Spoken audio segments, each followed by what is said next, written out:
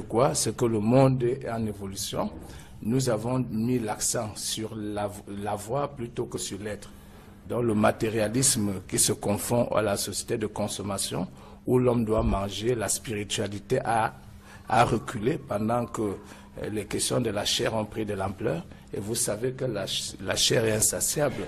Et comme la chair est insatiable, elle veut toujours plus, toujours plus.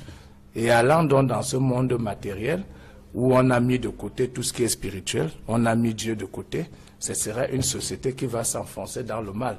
Donc au-delà des questions de géoéconomiques, des questions géostratégiques que l'on pourrait invoquer, je peux simplement vous dire que l'origine au départ, c'est déjà les questions spirituelles. Les parents ont fait des sacrifices pour survivre au quotidien avec des familles, avec leurs familles, femmes et enfants, hypothéquer des maisons pour envoyer des enfants à l'école et trouver de quoi manger. Résultat de course, vous êtes encore à la maison chez le père. Le père est donc surpris que cet enfant qu'il a envoyé à l'école prendre des diplômes pour travailler. On demande à cet enfant-là, il faut devenir homosexuel pour réussir. Il faut tuer le même père, le papa qui t'a envoyé à l'école.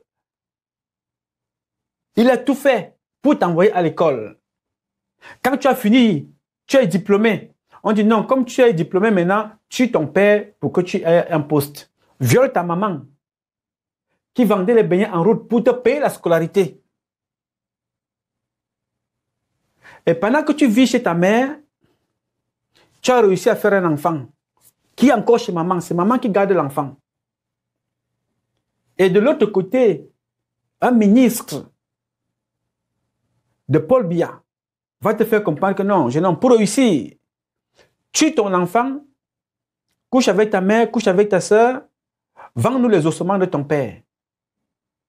Quand vous avez donc tué toute la famille, avec qui allez-vous enjoy la réussite de votre vie? Quand vous avez tué toute la famille, parce que je vais vous dire quelque chose que nous connaissons tous, c'est une fierté que quand vous réussissez, vous avez le bac, la première personne qui est plus contente, c'est d'abord vos parents. Ils pleurent même plus que vous, parce qu'ils ont fait des efforts et vous leur avez donné honneur. Vous leur avez fait plaisir, vous avez amené le diplôme, même si ce n'est que le CPE. Tout le monde qu'elle va rencontrer sur le chemin le matin, mon fils a réussi le CPE, mon fils a réussi le bac, le probatoire, le BPC. C'est une fierté, monsieur. Mais on vous demande que ceux-là qui vous ont fabriqué, il faut les tuer. On vous demande de tuer vos dieux. Vos parents sont vos premiers dieux. C'est Numa qui le dit, nous le vivons tous. On vous dit, tuez Dieu et allez et prier devant Biyabi Vondon. Tuez vos parents qui vous ont fabriqué, mais allez plutôt prier et remercier Biya d'avoir tué vos parents. Mes chers compatriotes, je vais tout simplement vous amener à prendre conscience que Sodome et Gomorrhe a pris place dans votre pays. Quand vous tuez vos enfants là, maintenant, imaginez que demain matin, quand vos enfants vont aussi grandir, on dira à ces enfants-là, tuez votre père. Voilà donc le système Biya, comment il fonctionne. Après 35 ans, combien êtes-vous les gars au Cameroun à être au chômage? Combien êtes-vous à qui on a demandé d'être sodomisés? À qui on a demandé de vendre les ossements humains? À qui on a demandé d'entrer dans des cercles exotériques? Allez boire le sang humain, allez faire des rites qui n'ont rien à voir. Vous êtes à l'intérieur avec tout votre corps. Et quand vous sortez de là, ça ne vous empêche pas de mourir. On voit des ministres mourir, les Bapes sont morts. Il était plongé là-dedans. Il y a une fille qui est venue se plaindre là, je vais publier ça bientôt, qui est venue se plaindre, Bapes l'a rendu malade. Ça les empêche de mourir. Vous avez vu les Benaye, ça les a empêchés de mourir. C'était un général. Les ministres meurent, ils ont bu le sang, ça les empêche de mourir. Et vous avez vos parents à la maison encore, qui ont 90, 100 et plus de 100 ans, mais qui vivent encore, qui n'ont pas été dans ce milieu-là.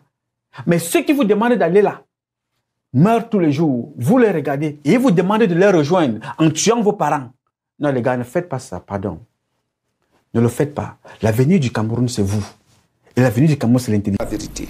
J'ai dit au président, monsieur le président, vous vous attaquez à la corruption, vous vous attaquez au détournement, vous vous attaquez... Mais il y a un autre volet important, c'est que les mafias et les logiques des loges, des sectes ont pris le pays en otage. La moralité, c'est que les gens des loges, les fraternes, et qui ont installé l'exclusion et le tribalisme, eh bien, ne privilégient que les leurs. Parce que